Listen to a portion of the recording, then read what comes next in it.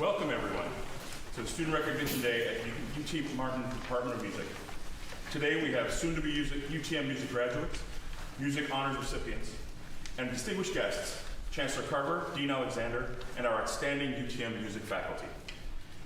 Welcome also to those joining us online. Today is intended to celebrate the hard work and successes of our current students, and especially our graduating seniors.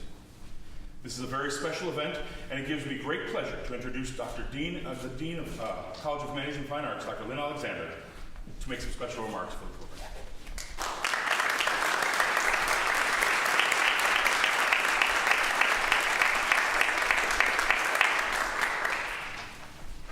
Welcome.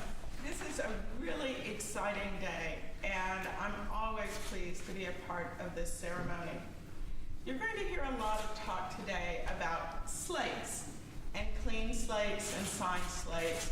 And I want you to think a minute, but I want to flip with a metaphor for a moment from what you're going to hear primarily. There's going to be a lot of talk about the people who have influenced you and the idea that you're going off with a slate of signatures from your faculty, and that you're starting anew. And I want you to think for a moment, though, about what those signatures represent.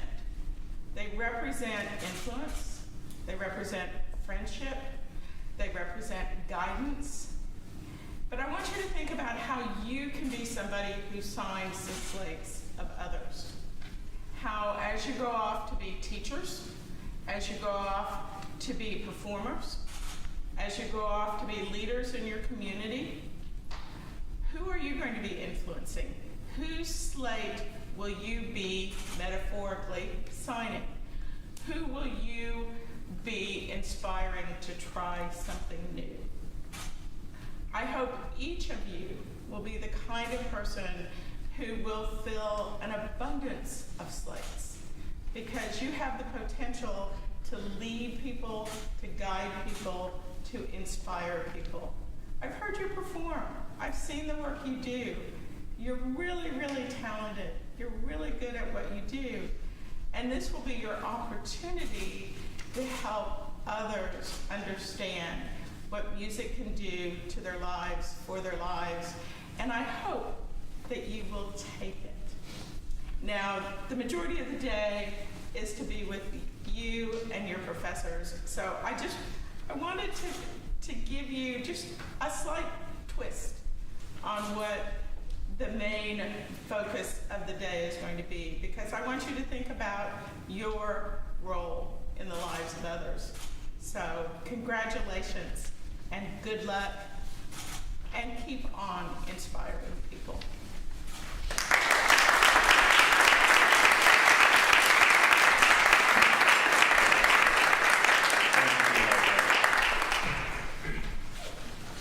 Today we recognize very special students who have received honors and awards in the Department of Music. Descriptions of the awards are listed in your programs. I would like to ask, as each student, his name is read, will you please stand and be recognized? After the ceremony, we'll take a picture out on the steps together. We'll start with the Collegiate Solo Competition winners. Deaf by Voice Competition winner, ARIA Division, Nylan Barr. Deaf by Voice Collegiate Competition winner, Art Song Division, Ella Segal.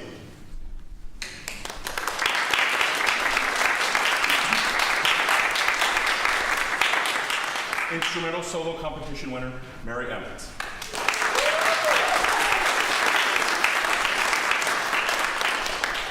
And just as a quick side note, there is a misprint in the program. Mary Emmons is a performance major, not a music education. We had a triple check. Named scholarships and awards will be next. D. Pritchett Scholarship, Hannah Williams.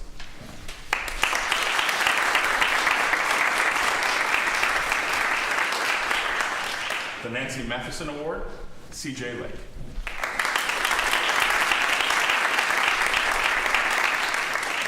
There are 2 Emmons PASIC Scholarship Awards. First one goes to Avery Hall.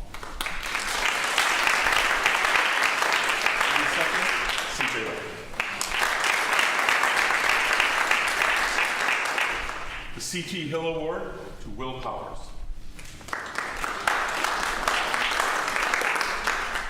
The Marvin Downing Service Award, Casey Stanfield.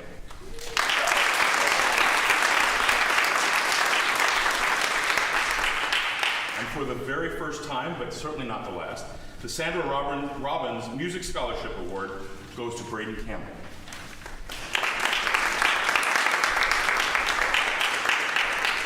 The Jeremy DeVault Percussion Service Award, Rob Schofield.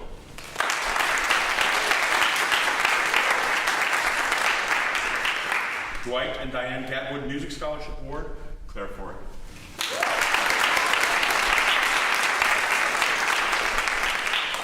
E.J. Eaton Memorial Scholarship Award, Mason Taylor. The Russell McConnell Memorial Scholarship Award, Marcus Watson.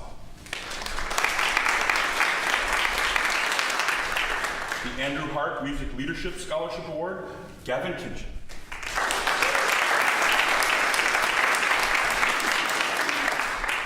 Williamson County UT Alumni Chapter Scholarship Award, Tristan Garrison.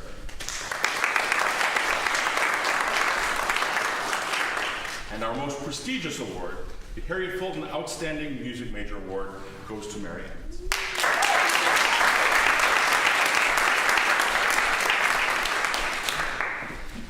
Next, we recognize the graduates individually. Each one has chosen a faculty member to speak on their behalf. The faculty members will come to the podium and give their remarks and present the student with their clean slate. As Dr. Alexander alluded to, the significance of the clean slate is that of a new beginning. Though this chapter of our graduate story is coming to a close, the next is only beginning. It is our hope that these students will begin the next step of their lives with a clean slate and write their own fantastic story as they go forth, proudly bearing the mantle of the University of Tennessee at Martin. We hope you will remember to send us more great students like you. Come back and visit often. Let us know how we can help you. And once you're able, remember to give back to UTM Music. We will start with Mr. Joseph.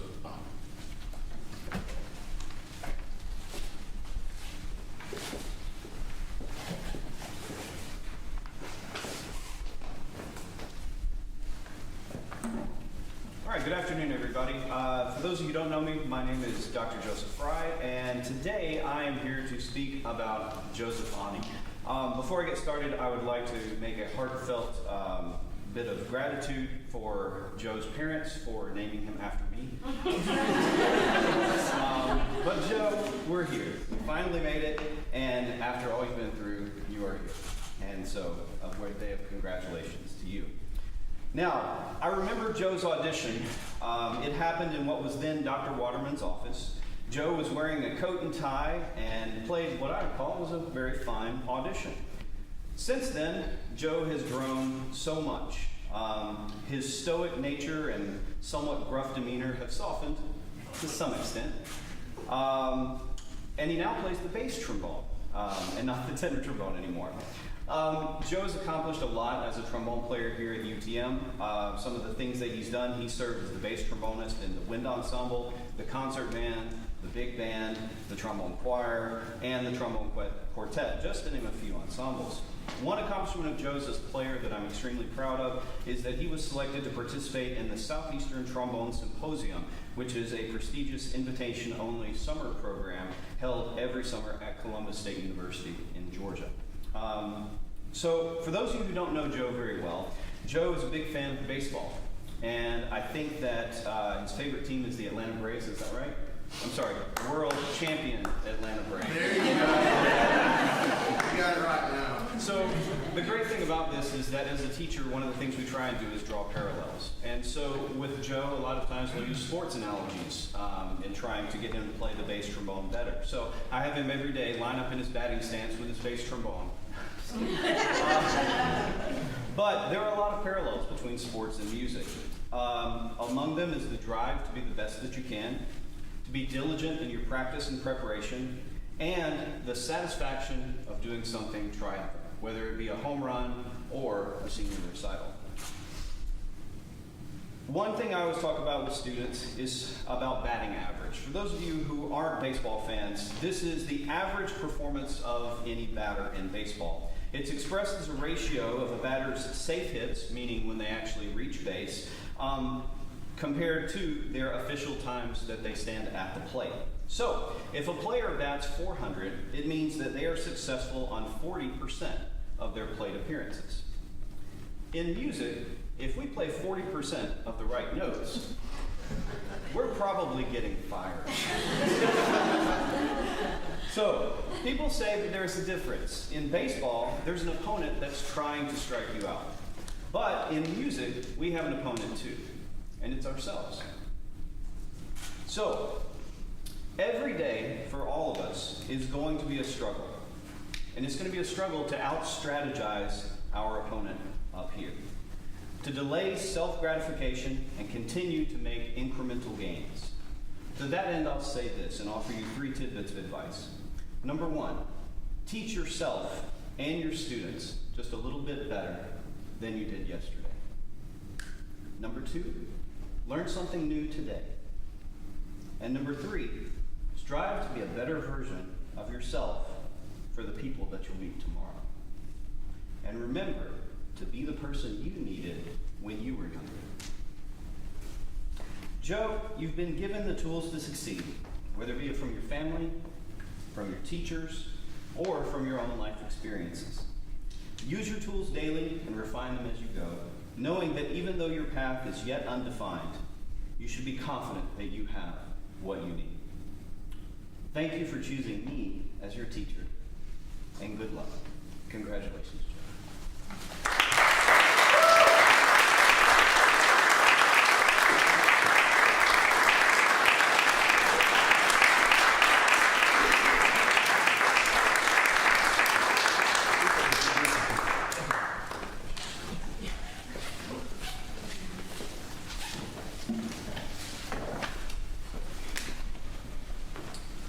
Okay, I'm Dr. Brady Spitz.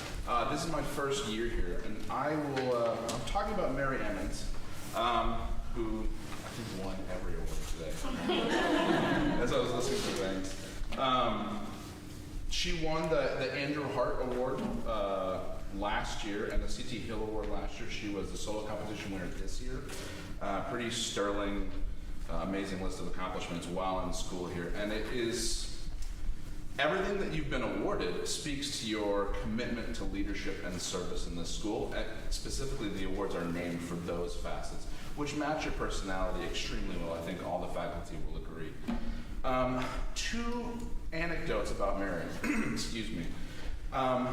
Mary was assigned to help me set up my gear when I interviewed for the job here last year. So I've known her the longest of anybody here. And I've only known her a year, so. I had an opportunity to meet Mary then and also meet Gavin in my interview, and I get to talk about both of them today. And I think the roles that you guys filled when I came to meet you last year they speak to who you are as people, who you are as musicians. And so I kind of want to expand on that a little bit. First with another story, and forgive me for telling this story. It's sensitive.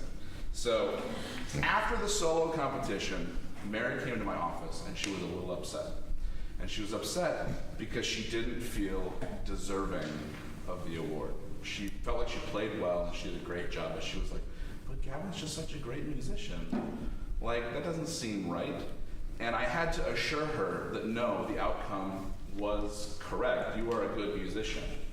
And I think this speaks kind of to who she is in her leadership and in her service to other people and in her partnership with her colleagues and compatriots in the department.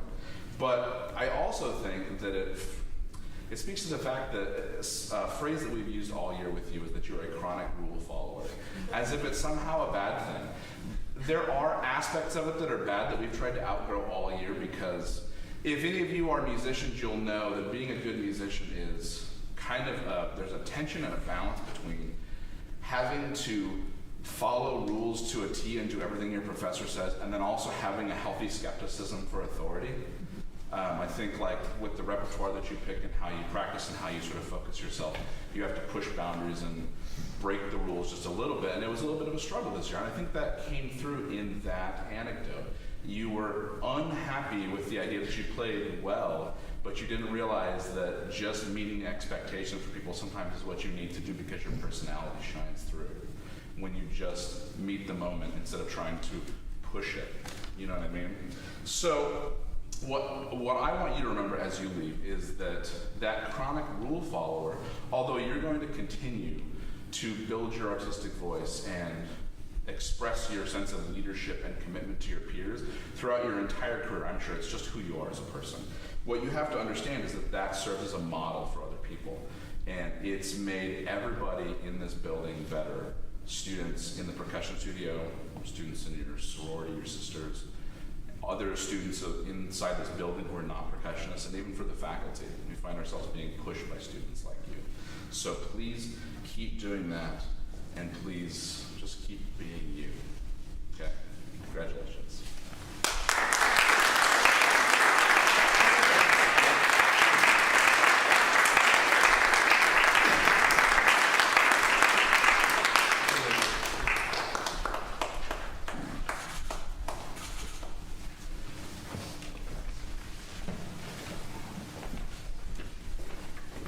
All right, I'm Dr. Liz Alexander, and I get the privilege of speaking about Claire Foray today. Like a lot of us up here, I knew Claire in high school, and I knew of her long before I knew of a lot of my students because her family has been involved in our department for quite a while. And this is actually a moment where I'd like to recognize that we are losing our last of the Emmonses, our last of the Mergens, and our last of the Forays all in the same year.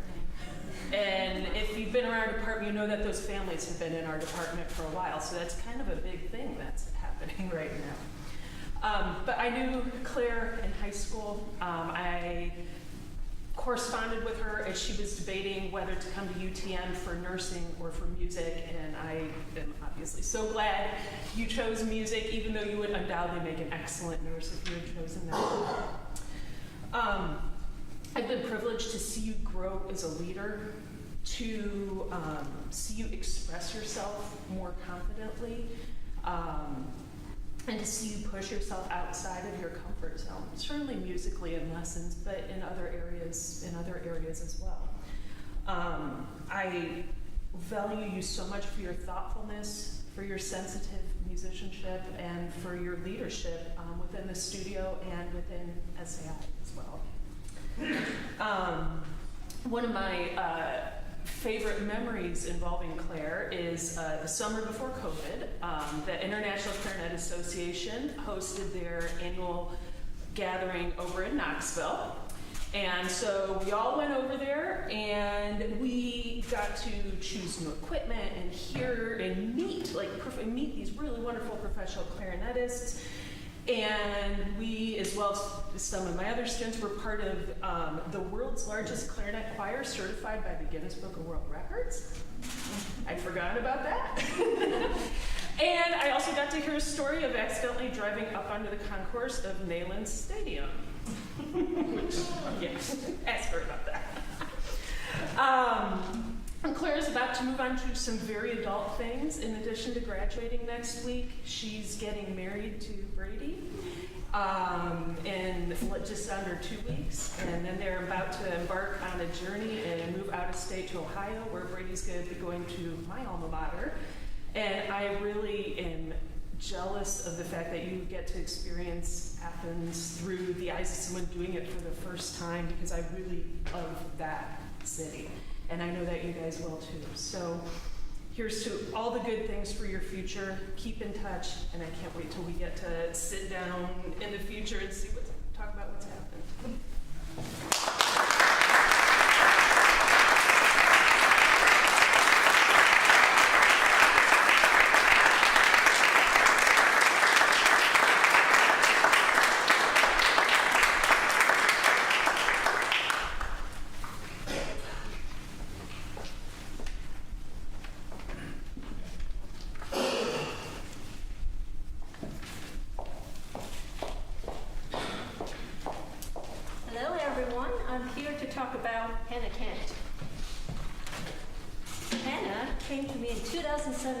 Through her choir teacher, Ms. Coleman, who told me how talented she is. I took on a great interest in her as her teacher highly recommended her. I remember when Kenna came to take a voice lessons from me the very first time, my impression of her was that she's very sweet and polite. As she started to sing, I was impressed by her beautiful voice, particularly since I knew she didn't have any formal vocal training. I believe I assigned her a short art song that day, Take Those Leaves Away, and instructed her to work on it as one of the repertoire for audition pieces. And she did. And this is the kind of student Hannah is. Always trying to work her best, even though for her, as an inexperienced singer at that time, the song might have been a little challenging, but she was up for the task and was willing to try on something new. As a humble person she normally is, I know she might not like to take a compliment, but she possesses the best traits of what a student should be: persistence and patience, which are also traits of a good teacher. As Hannah was used to sing in a different style, trying to sing in another style that was really quite challenging. But I know that we tried many different approaches, and I believe it was at least 2 years, or maybe 3, that her struggle finally went away. I was so pleased to see that all these efforts, persistence, and patience finally paid off. She gave a fabulous senior recital. It was done during COVID time when she had to pre-record her performance. She's an expressive singer who sings from her heart. It was a beautiful recital from top to the end. But furthermore, knowing that she has surpassed many challenges and barriers amazes me. Hannah has come a long way, never gives up, and always has the open mind to listen and to accept new things. She has the patience and endurance to listen to all my lecturing and pushing. Imagine that! She quietly took them all in and surprised me one day. However, she never brags about her success in front of her peers, even though they are worth noticing. And this is Hannah. This semester, through the internship in music education course, Hannah was assigned to me by Dr. Blake for the Lyric Opera Theater production of Hansel and Gretel. Her primary duty was to help me jot notes and make comments during our staging rehearsals. Out of the many notes she sent to singers, they were very thorough. She was absolutely great as my right hand, and I greatly appreciate her. I imagine she will bring the same kind of work ethic, maturity, and professionalism to wherever she goes and whatever she does. I know she will do great things for her future students. She'll be the ever-loving teacher who will put her students before herself. Hannah and I often talk during and outside of lessons, where she tells me many stories not only about her schoolwork and life, her family, her teaching, but also about her struggles, her beliefs and values, and her passions. All the times we spend together brings us closer, and I truly treasure the relationship we have established over the years. While it is sad for me to see her go, I know it will be an exciting time for her to explore the many things she wants to do as a teacher, singer, songwriter, and a musician. I wish her all the best for her future endeavors. Good luck.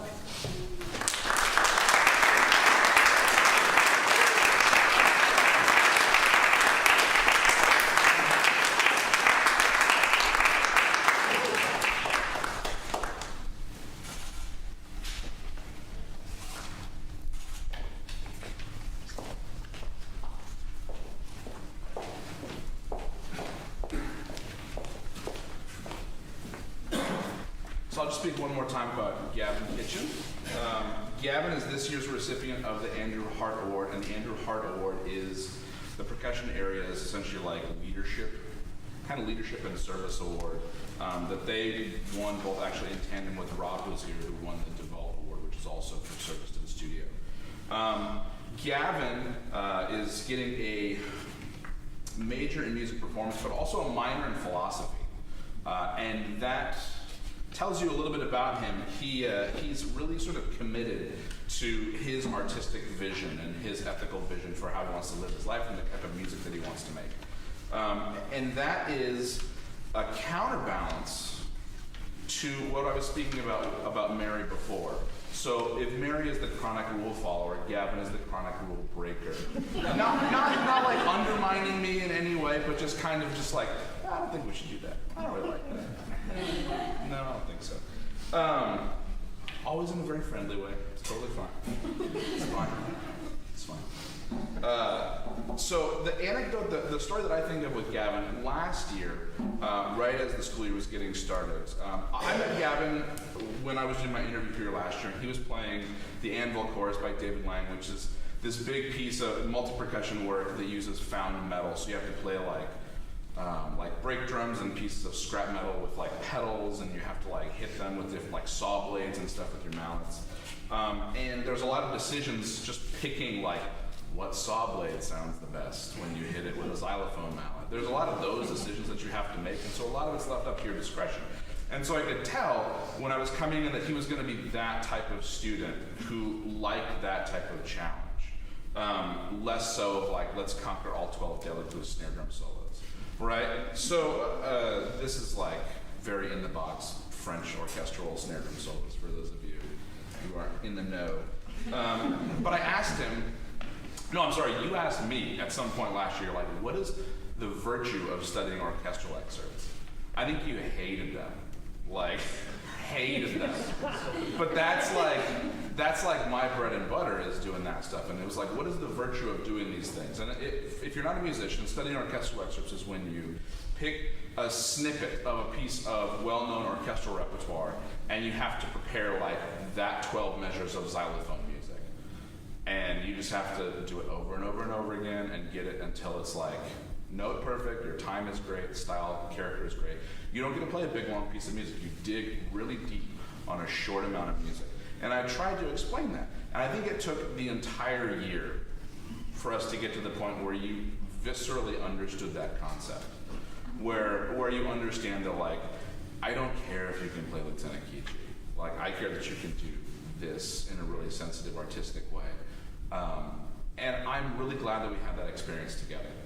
I think that I don't want to compare you guys, but I feel like the duality that you two have as graduating seniors together is really important. Because if you're the chronic rule breaker and you're the chronic rule follower, then when you go to grad school next year, the question you should always be asking yourself is, what would Mary do? What would Gavin do? Because, I mean, yeah, okay, that's fine. But that's honestly probably how you'll grow the most as a musician and as an artist. Like, why is it important for me to be a little more in the box in this moment where we're reinterpreting Bach, and we talked a lot about that? Or why is it important for me to take a lot more chances when you're playing Japanese repertoire, Japanese marimba repertoire, right? So I just love that I got to have these two together and that they're graduating together, because to me, there are two sides of the same coin of what is an ideal music student. And I just can't say congratulations and thank you enough. So thank you, Gavin. Congratulations.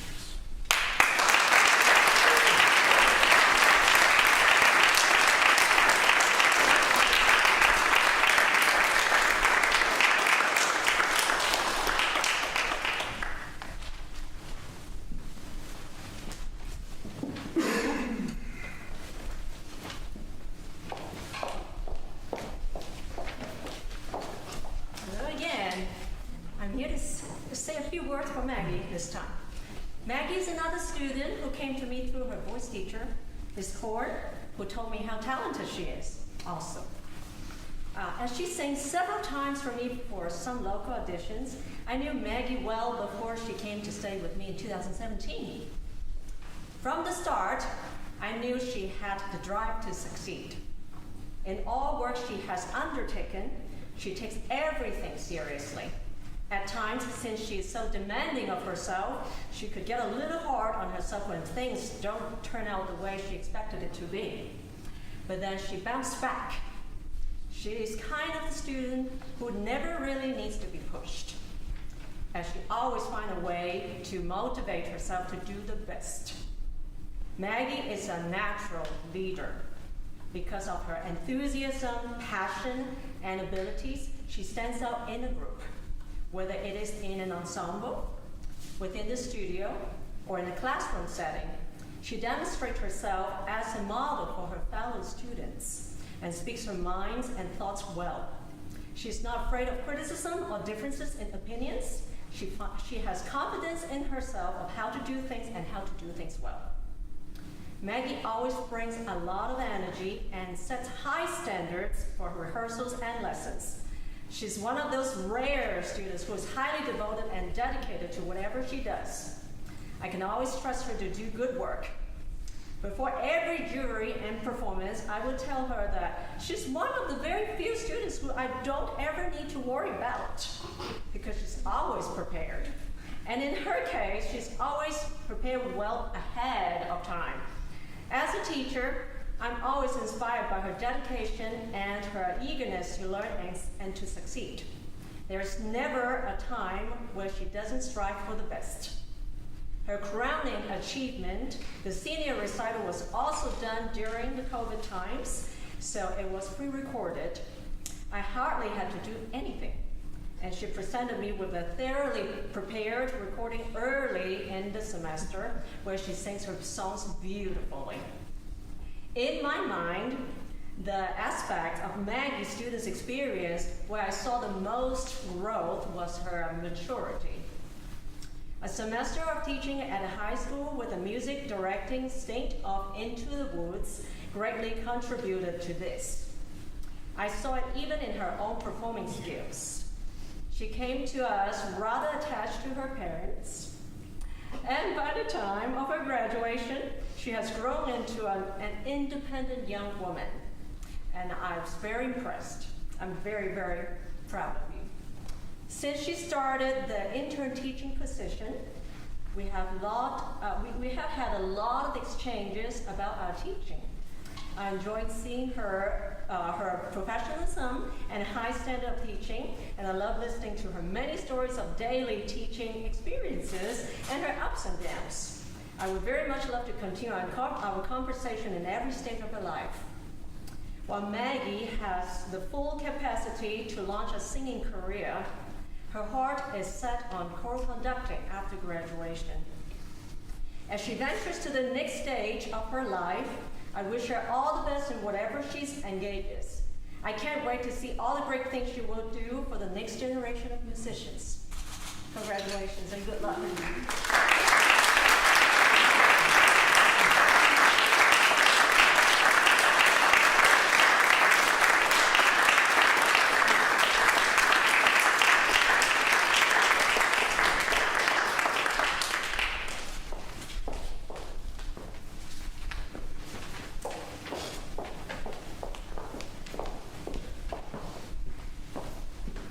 Good afternoon.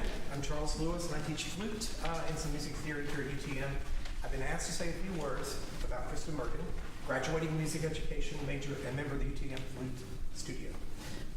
Just so you know, if I'm sniffling or if you see my eyes watering, it's not sinus. They say, I'm not crying, you're crying. Actually, I probably am crying as I see this one lady. While we love to see our students go into the world, and become successful educators, bidding farewell is always very hard. These students become family. It's often hard to see them fly away. Krista, you're very much family. When I think of you, a few words come to mind: passionate, inquisitive, one with an adventurous spirit, and most of all, I think an incredible human being. I vividly remember a conversation I had with the Merkins several years ago at Chamberfest. It was as a year in which Krista's brother Jack was participating in Chamberfest, and I was speaking with Paula about UTM and about the festival itself. I recall being told about his younger sister at home, who was not quite old enough to come to Chamberfest, but who was a flutist who had perfect pitch, and that aroused my curiosity. I was incredibly anxious to meet her and to invite her to think about coming to UTM. Tell her about all the wonderful things that we could offer her here. She took lessons through the Community Music Academy in her senior year of high school.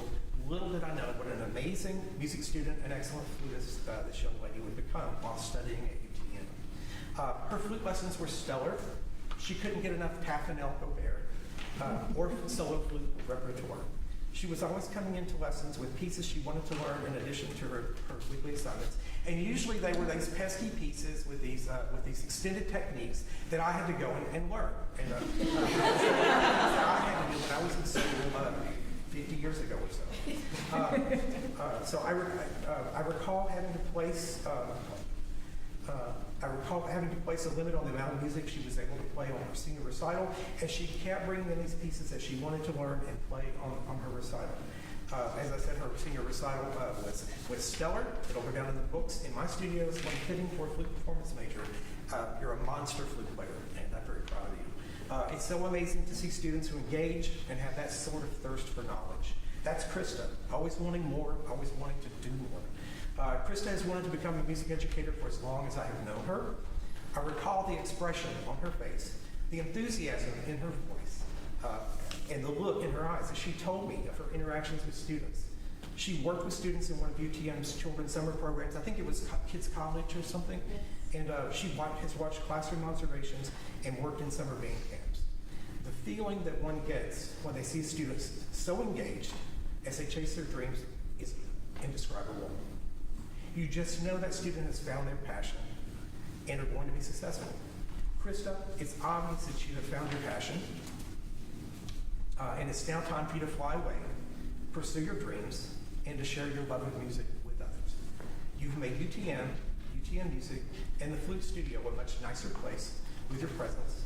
Always smiling, always a cheerful greeting. That's Krista Burton. Best wishes to you, and thank you for letting us be a part of your musical adventure.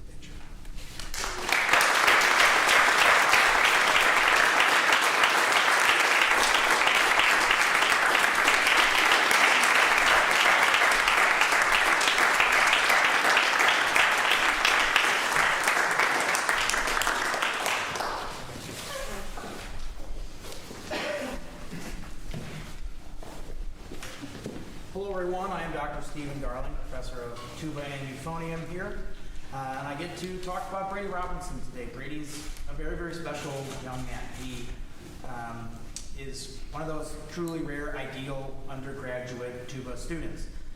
He actually works very hard. He's become quite a consummate undergraduate tubist on both bass tuba and contrabass tuba, and he's one of those students that every time you ask something of them, he always says yes, and immediately hits the pavement and starts running with it. So he's a really special student for that reason. Some of the highlights of his time here, he's been a true leader in the tuba euphonium studio, always leading studio class when I've been gone on professional engagements. When my mother passed away last month, he taught lessons to the Frosh tuba dudes, which was really great. And he's just someone who's always been a reliable person, regardless if that's a personal or professional ask of him. And I've been very, very fortunate to sort of see him grow and to be a small part of fostering that growth. He's a student that I really, really look forward to the future of. He's been someone here who has always been sort of in the running for big awards and in the running for competitions, and he's done a bunch of competitions off campus, and he's doing more in a few weeks at a conference in Lexington. And he's someone that I think is right on the cusp of starting to rack up just a whole bunch of wins professionally. He works so very hard, and he always puts himself out there, which is so great. This summer too, he's going to be a member of the student body at this prestigious summer institute. It's called the Low Brass Boot Camp. It's something that I did when I was in my undergrad 3 years in a row. It's invitation only, and it's something that was very formative for my own development and career early on as a young tubist, and I have no doubt in my mind that it's going to be the same type of experience for Brady, and he'll be someone they probably want to ask back year after year. Brady is just such a special kid, and I've been so very fortunate to see him grow as a tubist, but also as a person. As mentioned before by my colleague, Dr. Alexander, he and Claire are going to be wed this summer, and then they're going to be moving to Ohio. I also am an alum of Ohio University. I did my master's there and worked with Dr. Jason Smith, and that's what Brady is going to be doing. And I also know that the opportunities there are going to be many, and he's going to continuously find success and rise to the challenge. So Brady, thank you so much for all the time and effort you've put in. I'm so very proud of the development you've made, and I'm very happy for your very bright future.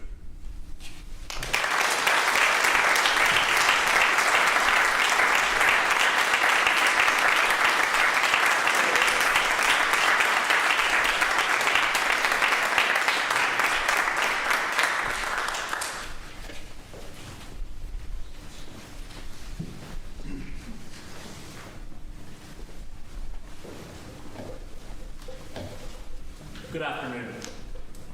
My name is Dr. Jody Blake, and I will be saying a few words about Jack Skousen. First off, I'll say this will be brief, Jack. You've sat through enough of my lectures several years, so this will be brief. But I do want to say a few words. First off, I met Jack almost 3 years ago when I first started here at UTM teaching music education. He was in my Oral Skills 4 class, and I actually did not know upon taking this position that I would be teaching Oral Skills 4. So I was a bit nervous because my own Oral Skills 4 knowledge was a bit rusty. So I had to practice, to say the least. When I'm nervous in front of a group, I always look for a friendly face, and Jack was that friendly face in that class. I know it's kind of strange to hear that professors get nervous, but we do, believe it or not. This past year, Jack actually served as an intern, a TA for the department through an internship program in the Department of Music.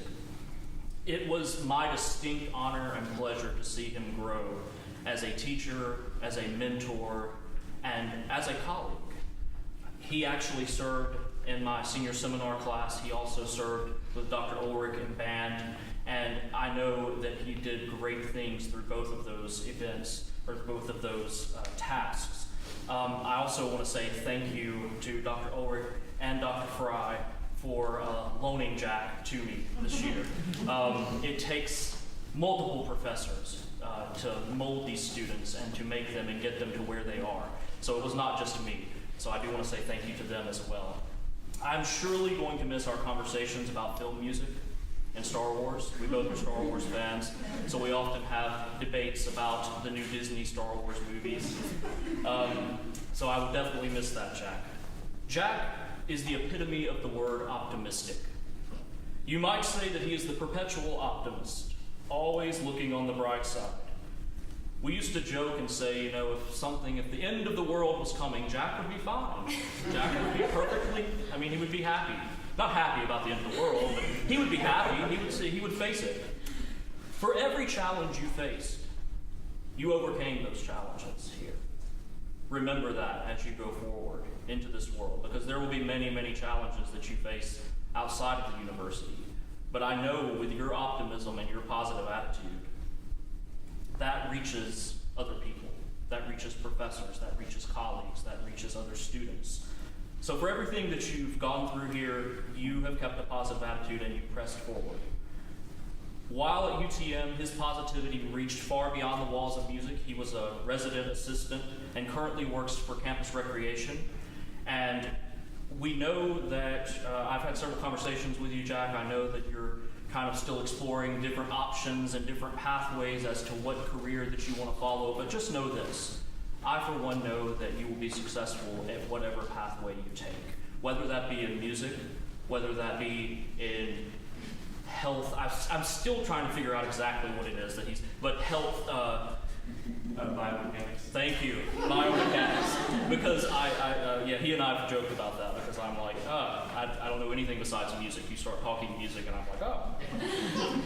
Jack, my parting words to you are keep your positive attitude, your tenacious spirit, your perpetual optimism. And I know that no matter what you do in this life, you will be successful because you are that type of person. And just know that you have made a difference in my life and many others here. we would all do well to imitate your positivity.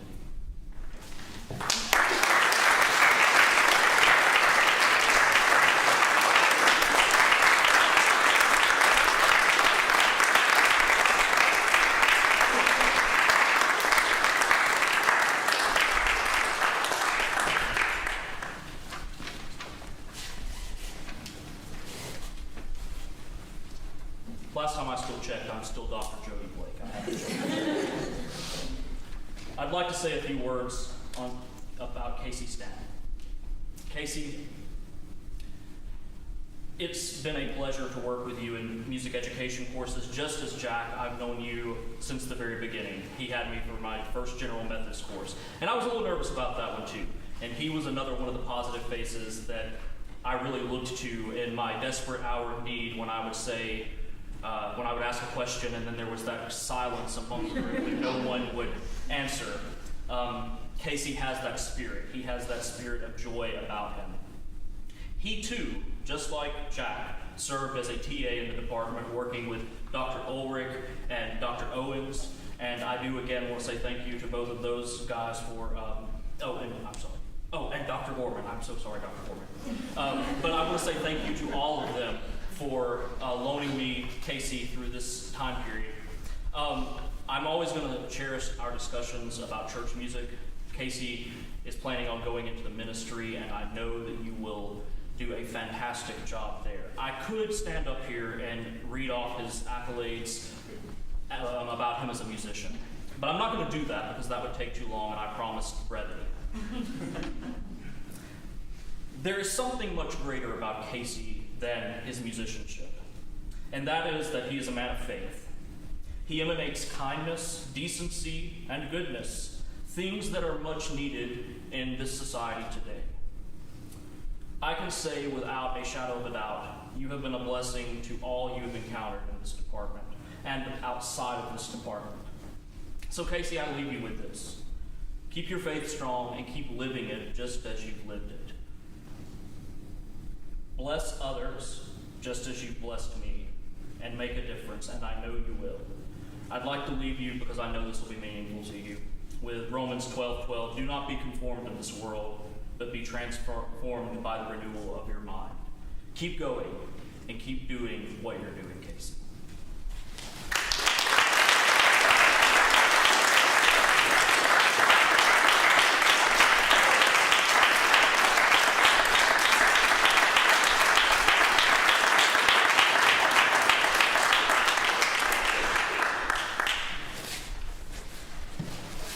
How about one more hand for all of our amazing guys?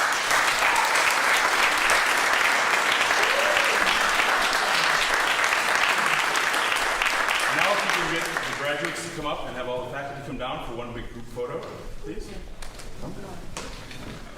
And of course our distinguished guests. Slate or not slate? Bring your slates, yes. You guys are front row.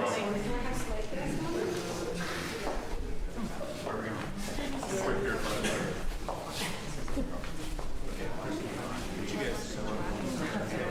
We need to move this table.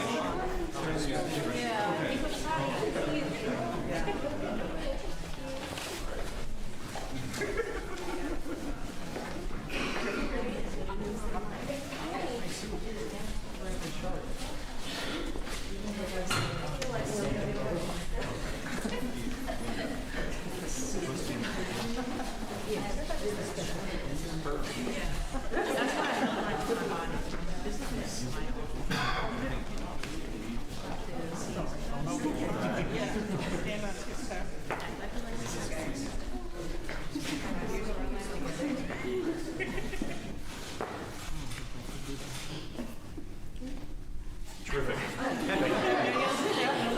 That's what we need to see. Take your seats.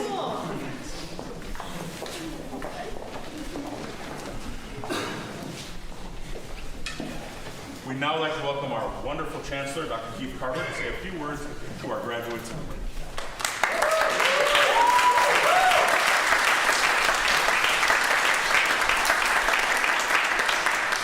The beautiful things about working at a college or university is you learn something new every day. And just in the last 50 minutes, I've learned that there are two new classes of people. Until about 4:30, I never knew there was a group known as tuba dudes. Nor had I ever heard of a monster flute player. But I know now these things exist. Today is a special day, and I'm often asked when I'm out, what makes UT Martin special? And usually I'll brag and say, well, we have a 15:1 student to faculty ratio. Our average class size this spring is 23 students, and those things are great. But when I'm saying those things in public, I often think about this department.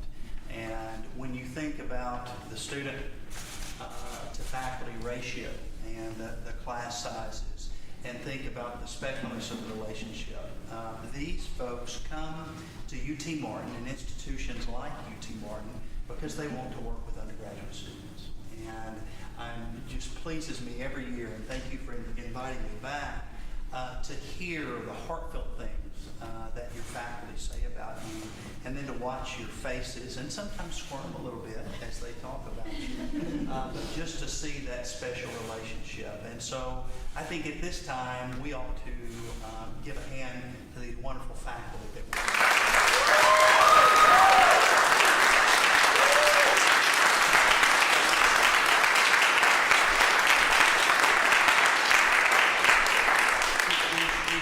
Personification of what it means to be a faculty mentor. And to our students, this is a special group. I've known many of you since I met you in your high schools when I was out on the road. And I want to thank you for two things. First of all, I want to thank you for your creativity. We know that musicians, whatever type of music are creative and you're problem solvers. And through this incredibly challenging 2 years we've just gone through, I think some of the students, some of the ideas that the faculty have received and departments have received and I've received have come from our music students. You single-handedly, when things were so bad 2 years ago, when I sent out that email on March the 13th and said that we were going to be gone for 2 weeks, but then we would all be coming back. Forgive me for that.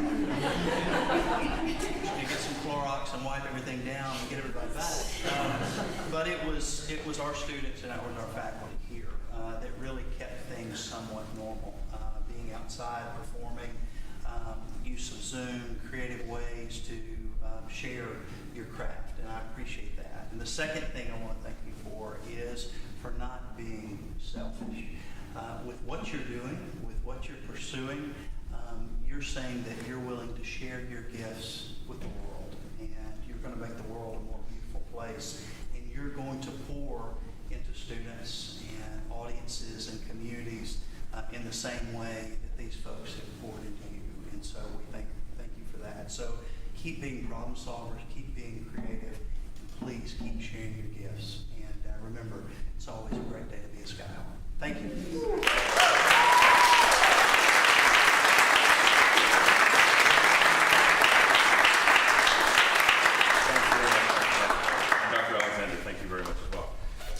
There's one last person that we need to thank aside from our graduates that has really been performing and doing all the behind the scenes, and we want to thank